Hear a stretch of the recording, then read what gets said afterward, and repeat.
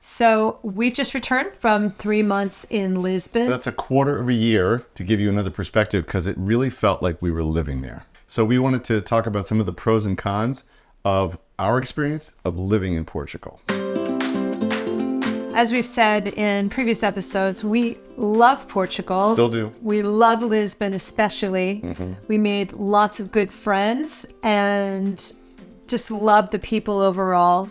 Beautiful weather, amazing city, very colorful, very vibrant, very dynamic. Lots of hills, lots of great hiking, it's really amazing. It really is amazing. I don't take any of that back. No, and we loved being able to go to a market and get fresh food every day. That was wonderful. And it's close to other places that are really like another world, like Porto and Nazaré and the Algarve. All those are within reach. So it is a really nice centralized city to be in. And we do still feel that way about it.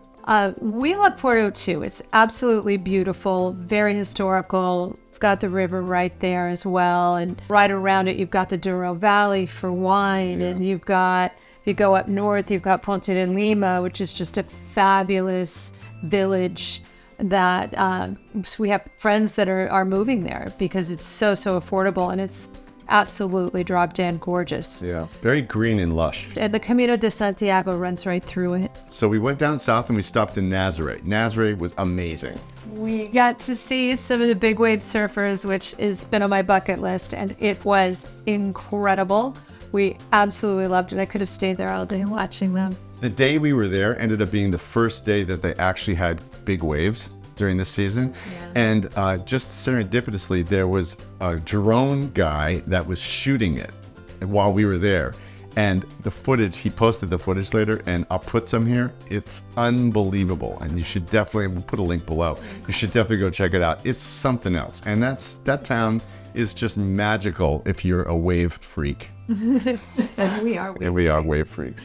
Where else did we go? So we went down to the Algarve, and that was very relaxing. We went to the beautiful new W Hotel and hung out and just recuperated from our COVID escapade and, explored a little bit, not as much as we wanted to, but we've been in the Algarve before and a lot of really charming, sweet towns. The beaches are gorgeous. But for us, it's a little too much like SoCal.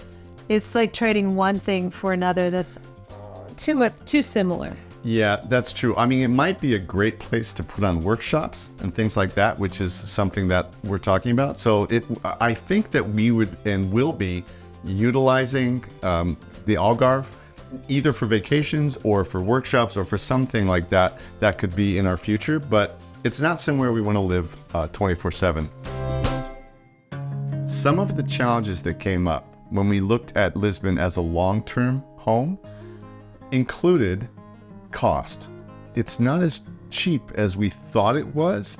And when we started looking at apartments that we would actually want to be in for a year or two, they were comparable to California costs or even New York costs. They were very high. I know we're a little bit, we have champagne taste, but the fact is we really want to live in the kind of place we want to live. And to find that in Lisbon turned out to be a lot more expensive than we thought. And I think one of our motivations, one of our drivers for moving is to, for at least temporarily, is to save money and see if we can, make our retirement money go a lot farther. Right. And in Lisbon, I'm not 100% sure that's true. The other thing about that kind of throws me off a bit about Lisbon is, even though it is an amazing city and there's development everywhere you look. Yeah. There's development everywhere you look. Yeah. And so there's constant construction almost everywhere. And where there isn't construction, there are still a lot of empty buildings. Yeah, I think that's a result of the Golden Visa having pulled so many investors into Portugal, and they came and bought to invest, but they haven't moved in. So there's this weird phase it feels like it's in where the costs have gone up, but nothing else has caught up yet. So it feels like you're kind of in an odd moment in time for Portugal. So we've started thinking about that. And also there's things like noise. We talked about our neighbors in that apartment. There's also this area that we looked at that has really beautiful apartments and great views. We talked to one of the neighbors there, and the airplane patterns go right over the apartment that we were looking at, and it's constant. So that's something that, you have to at least consider that. Yeah, and we heard that from a couple of people in a couple different areas. It's really excellent that the airport in Lisbon is usually about 15, 20 minutes away from wherever you are, which is so convenient. But the price you pay is you're very often in the flight path. Right. We've talked about retirement a lot, but one of the realizations that we've had over this past year is that we are not the don't work and just chill out kind of people. We are find the next adventure kind of people. And that's probably going to include some business ventures because we already have some that were started. So to be honest, it's already happening. And what we have found from our friends that live in Portugal is that trying to get things done is really tricky there, right? Yeah. I think, the one thing we heard consistently from anybody that owned a business there was that it's difficult to get things done. There's just so much bureaucracy, like there is in pretty much any European city. Yeah, that's probably true. But we know it's true there because we met so many people that actually started businesses, and they're all more frustrated than you would think. So that is something to at least consider, right? It is something. It is a consideration for us. Yeah. The food is great and it's fresh and all that, but one of the things that you get used to in Europe, probably everywhere, but definitely in Portugal, is that the selection, the variety of what you can get in stores is not anywhere near as wide as America. We get used to certain brands and certain kinds of food and having access to it all the time. And, it's a different country. And of course their food is different. And of course their markets are different and the products that they have available. And there were definitely some things that I missed and couldn't wait to get back to a U.S. grocery store. It's funny. We've spent so much of our career boosting brands and brand consciousness, and it was always about brands this and brands that. We actually missed a lot of brands when we were over there, and it's really funny that you do get emotionally attached to brands. And so, we missed some of those, and it was noticeable. LaCroix. I missed LaCroix. God. Let's just take a moment and talk about LaCroix, the refreshing drink with just a little bit of sparkle and a splash of natural flavors. Yes, you can sponsor us, LaCroix. It's okay. Or we'll just keep buying your stuff. It doesn't matter. Exactly. Overall, we still love Lisbon. There are so many things we like about it.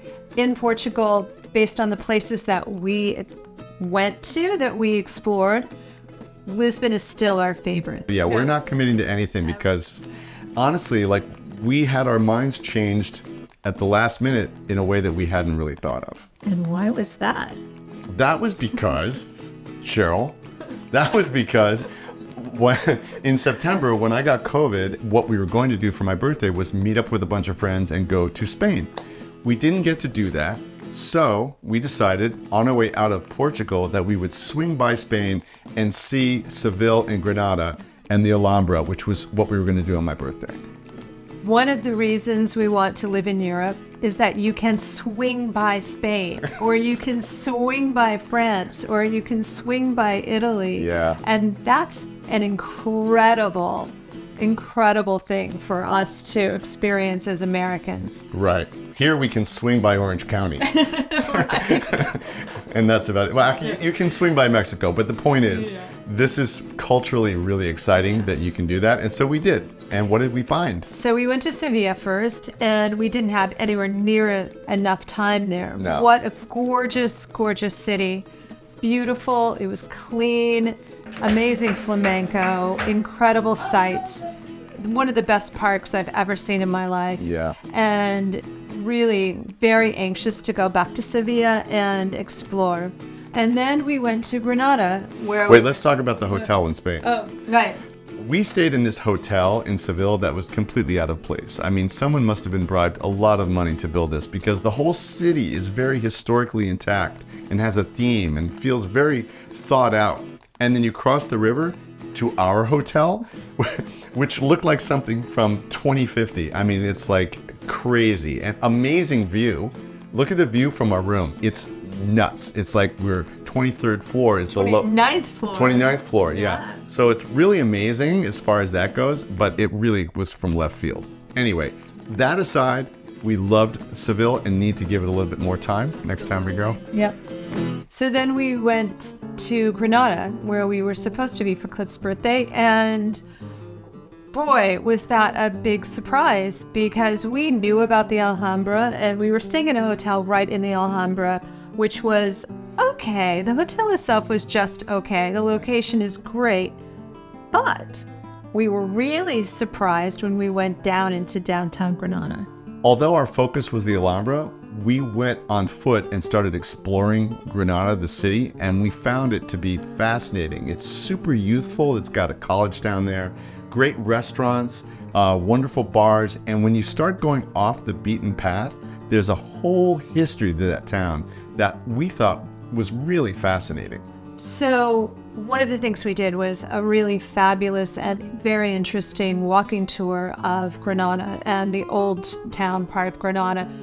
It wasn't a hardcore walking tour. I'm gonna tell you, it's not for the faint of heart, because you really had a lot of hills and a lot of walking, but extraordinarily interesting. And that area was settled by the gypsies, who were really refugees, right? Yeah, they were the original refugees, and they went there and were ostracized, as many refugees are, and kept outside of the city, and made them have to be a little creative about where they lived and how they lived. And what they started doing was living in caves.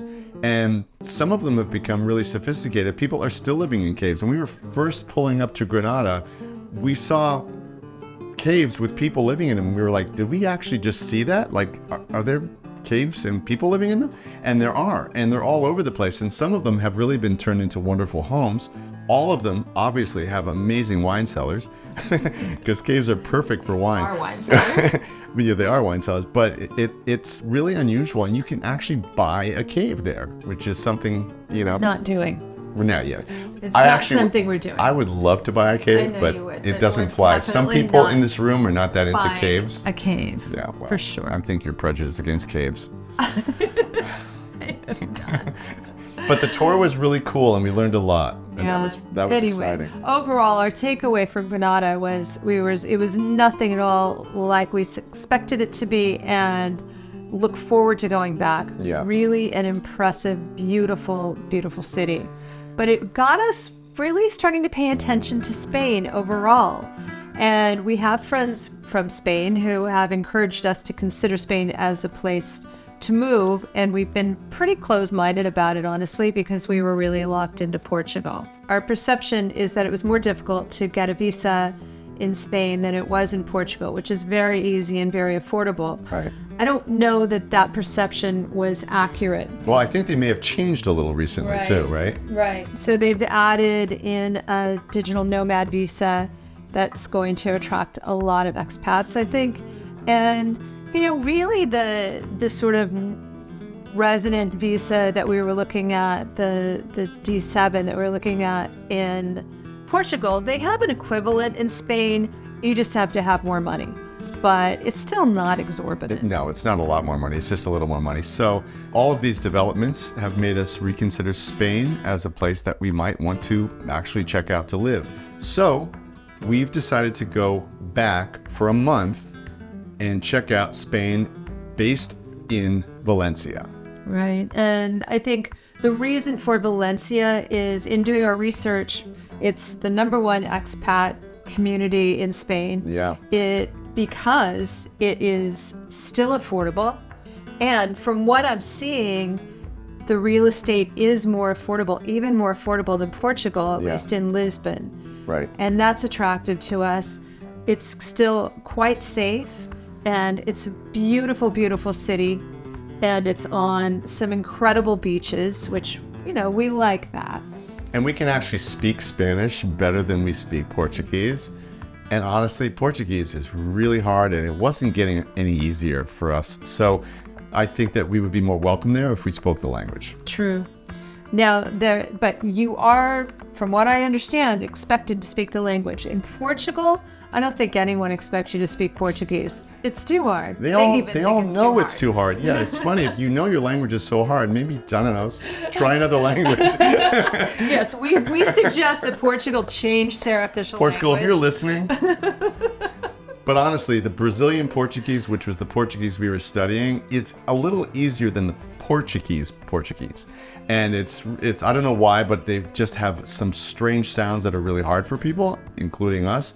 So Spain has a couple of, pros in the checked boxes, right? But as I was saying, in Portugal, no one expects you really to speak Portuguese. In Spain, they expect you to speak Spanish, and you really need to. And it's Castilian Spanish, and our Spanish is Mexican. Is it Castilian Spanish in Valencia too? Yep.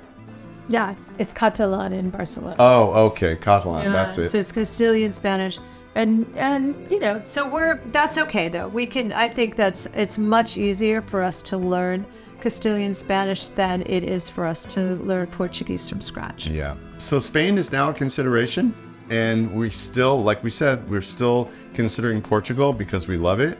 But now we're opening our minds a little, which I think no matter what you have to do when you're going and exploring what the next chapter of your life is going to be, you've got to keep your mind open. Otherwise, you're just going to get pigeonholed into something, and we're trying not to do that. So, yeah, so that was exciting, and that was on our way home. So we did that, and then hopped over to London for a couple of days just to make sure we were freezing, and got used to cold weather again and rain. And then we went from there to Portland because that's where our kids are, and it was Thanksgiving, and we went to see our kids in the cold rain, which was really beautiful too, honestly. Thanksgiving Day was actually beautiful, right? It was really nice. It was really beautiful. Yeah. The next day I got a really bad flu, so it wasn't my favorite experience, but that day was amazing and it was totally worth it. And that was a nice entree back into Southern California. And we're happy to be home. We're obviously happy to be in our house. We're happy to see our friends again. Yeah. We miss so many things about living in Southern California. And it's, but we still are feeling committed to giving ourselves another experience, just living somewhere else, even if it's for a year, just to see what it's like and see if it makes sense for us. That's our kind of summary of what we've been up to for the last couple of months and where we're heading. And we'll keep you updated on what our plans are as we kind of move forward with this Spanish adventure. Right. Stay tuned. Yep. Ciao.